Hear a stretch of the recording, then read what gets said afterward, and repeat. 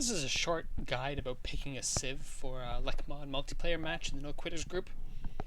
Basically, something you see a lot from weaker players is that they pick bad civs, or that they pick civs whose bonuses they don't know how to use. So basically the purpose of this guide is to lay out what bonuses are most important so that you can decide which civs are the strongest or the most suited to your gameplay. This is not a traditional tier list. I'm not ranking these civs. I'm just more or less giving you a sort of framework to how to contextualize the bonuses each civ gets. And then from there you can sort of work out which civs are stronger, which ones are weaker, depending on what you want to do. There's 4 main categories of bonuses I'm going to lay out. These are the bonuses essentially that you should be focusing on when you're looking for a civ to play, and then pretty much everything else should be ignored.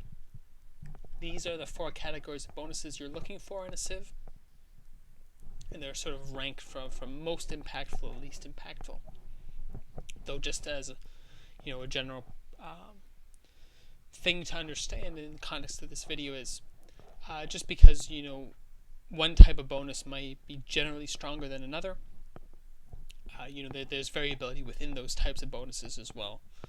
Like for example, Nubia and Brunei both have food bonuses, but the Brunei food bonus is a lot stronger than the Nubia bonus.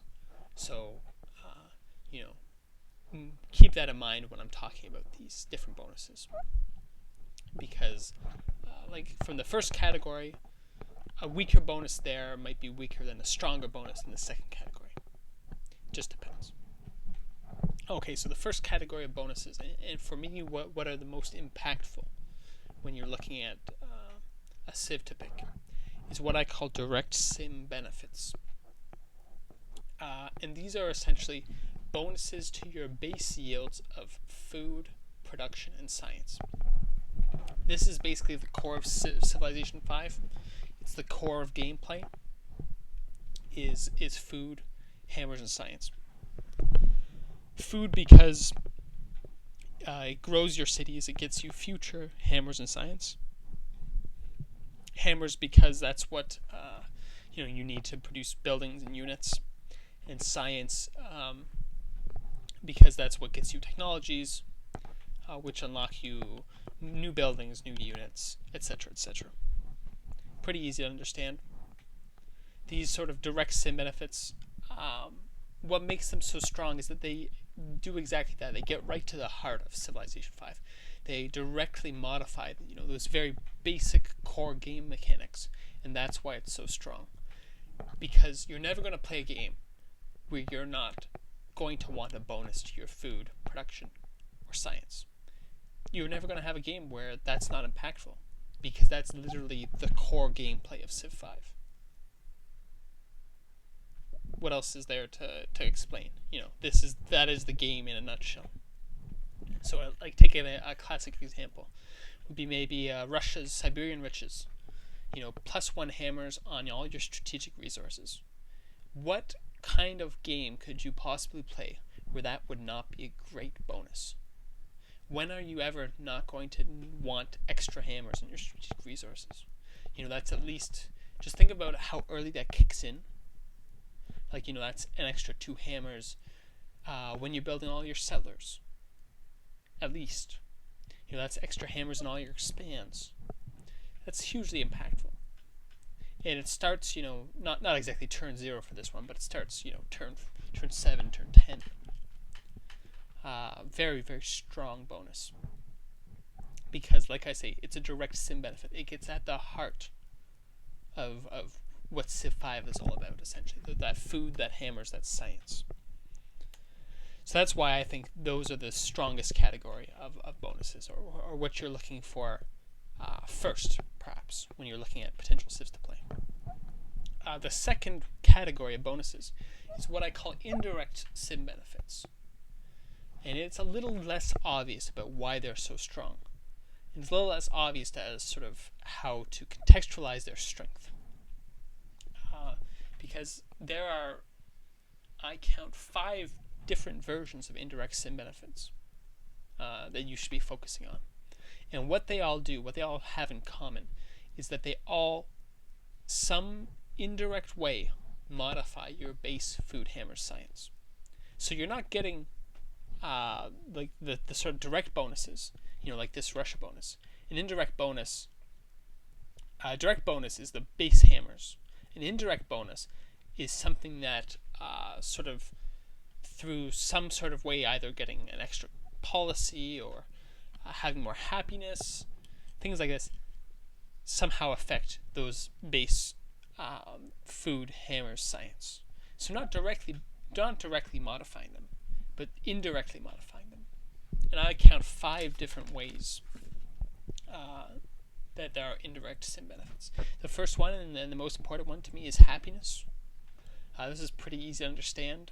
For example, with the happiness bonus is Burma.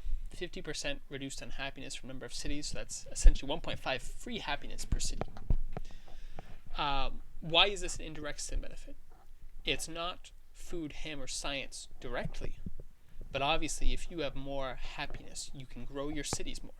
So that's indirectly food, which is then also indirectly hammers and science. So you can see that there's a connection between having happiness and then later having more food hammer science. So it's not direct, but it is indirect.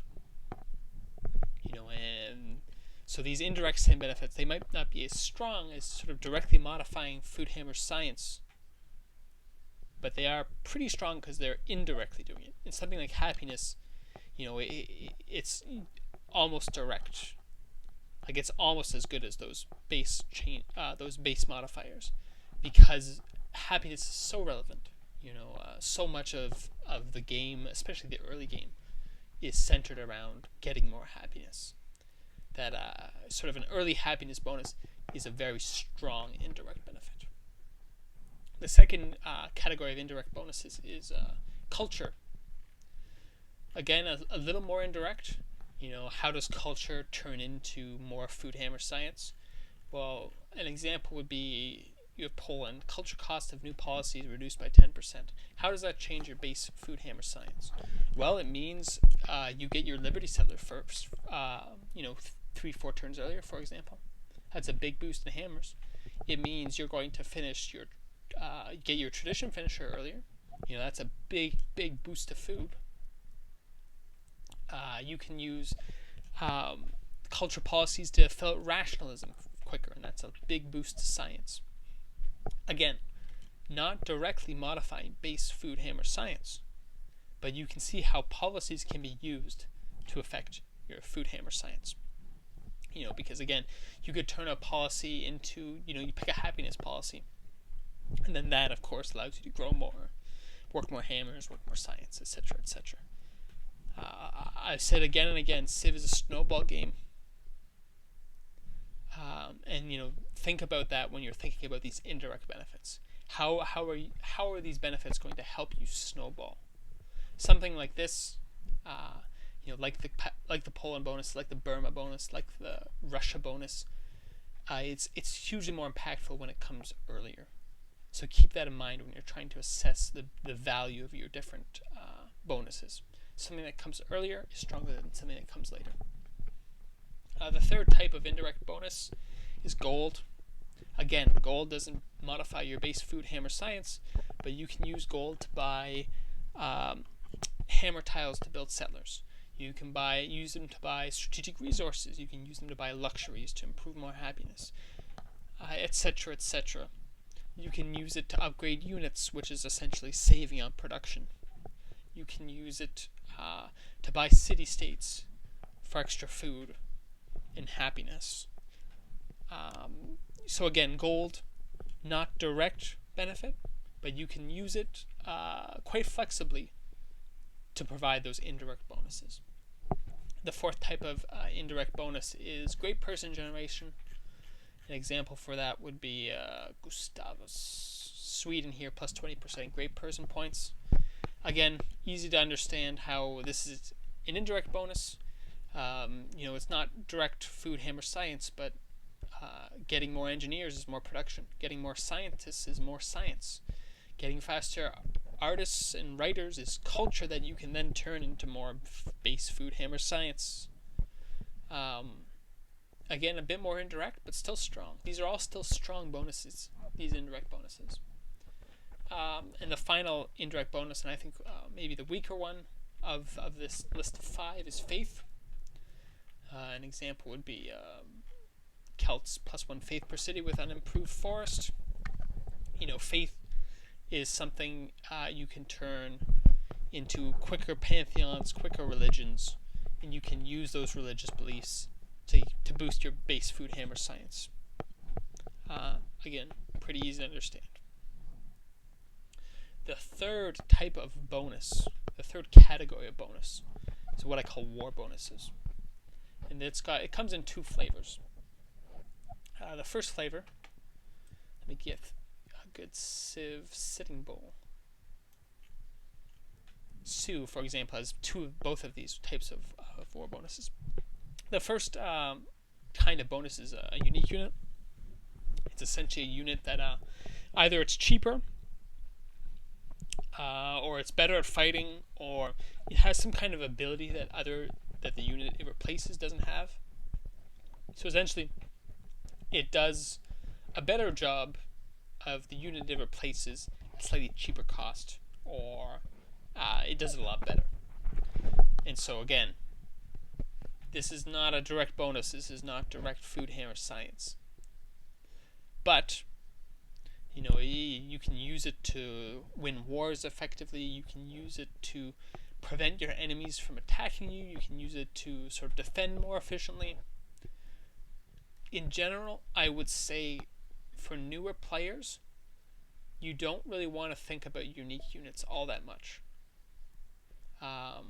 For newer players, you really want to be focusing on your SimCity play, not your war play. And though it might be tempting to sort of try and make yourself less easy to attack to the stronger players, that really is not going to put you in a place where you're getting better or having a better chance to win. So often I see newer players, for example, go Zulu, and they just have mediocre games because they have no SimCity benefits.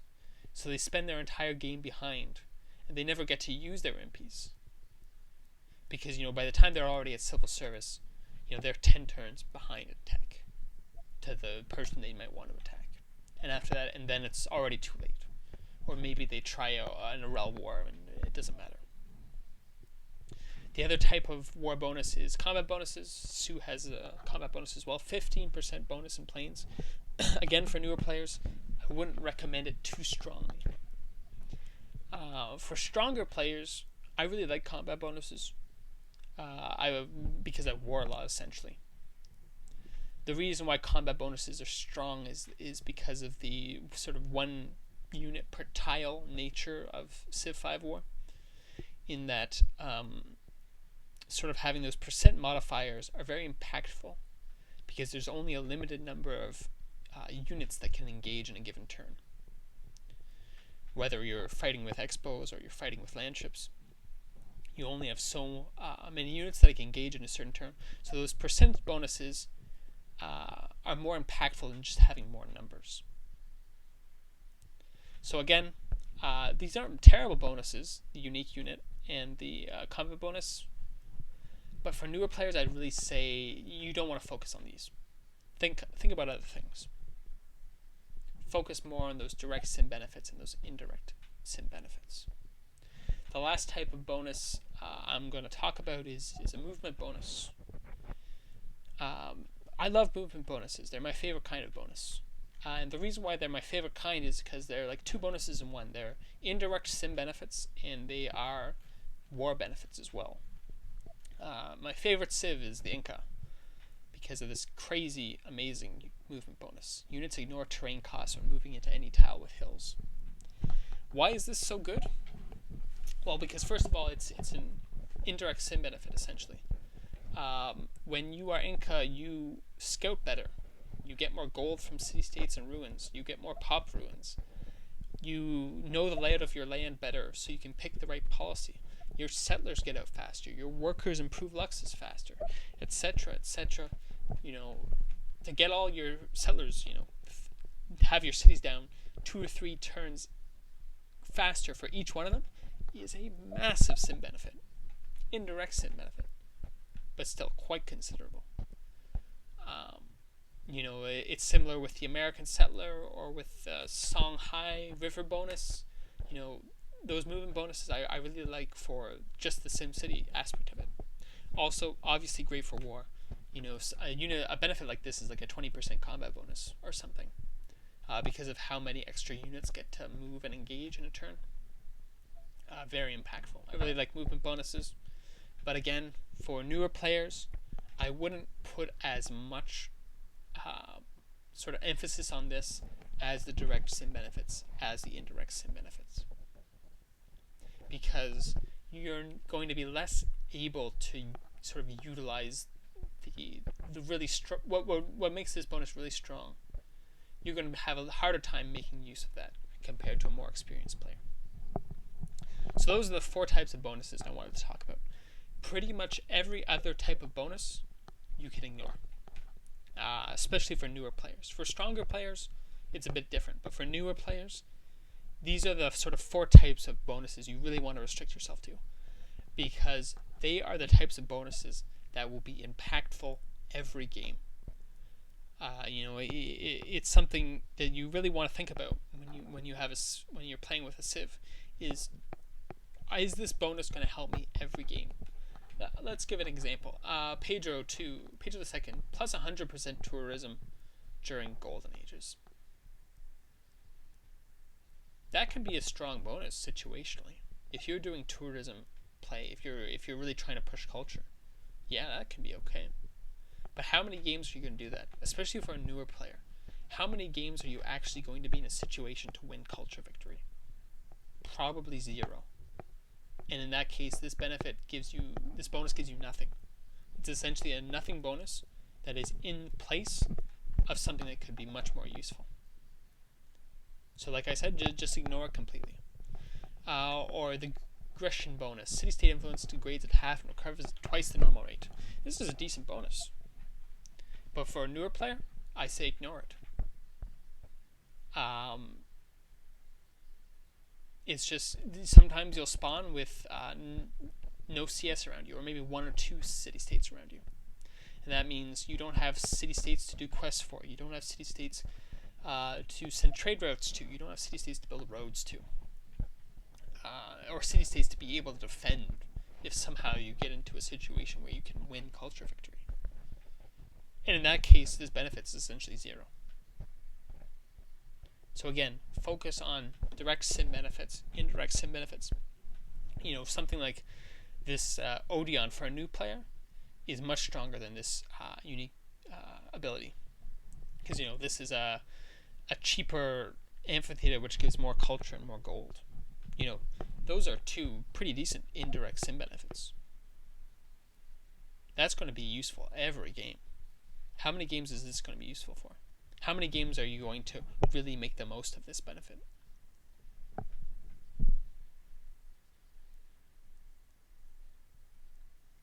The last thing I want to talk about is something specific to LecMod, especially in the more recent versions of LecMod. Have seen what I call Gimmick civs introduced. And these civs are essentially civs whose bonuses are so specific that they force you to tailor your gameplay to that bonus. You cannot play that civ like a normal civ. There's 3 I'm really thinking of, and a 4th maybe. The 3 I'm thinking of is Venice. Where is he? Enrico. You have Venice, Congo, and Mr. Tibet. The reason, and I would say to newer players, ignore Gimmick civs. Just never play them. Never, ever, ever play them. They require such specific strategies, and their bonuses are generally so specific, so sort of limited in their scope, that I think they're very, very weak. I would never pick Venice, for example, in a game that I wanted to win. Because, look at this. You can't settle cities on your own continent, or on the same continent as your capital. Well, that's terrible. How many games are you going to be able to really, make use of this, unique unit? You instead of a settler, you get this unique unit that can settle off continent. So what?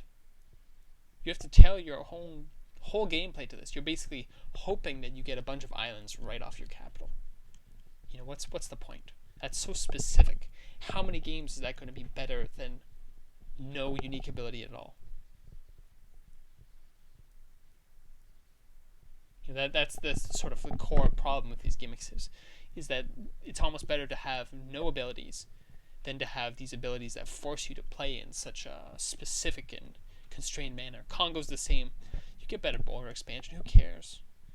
You're forced to build these Coliseum replacements that lose you population. What's the point? If good players can play these civs and do okay with them, but for newer players, just ignore them altogether. And ignore all those bonuses that basically aren't those four I outlined, and specifically the direct sim benefits and the indirect sim benefits. I see so many new players. They pick Napoleon, they pick France for the better theming bonuses, I guess, to be able to build chateaus. No, just ignore those. These are not good bonuses. These are not what you want to focus on.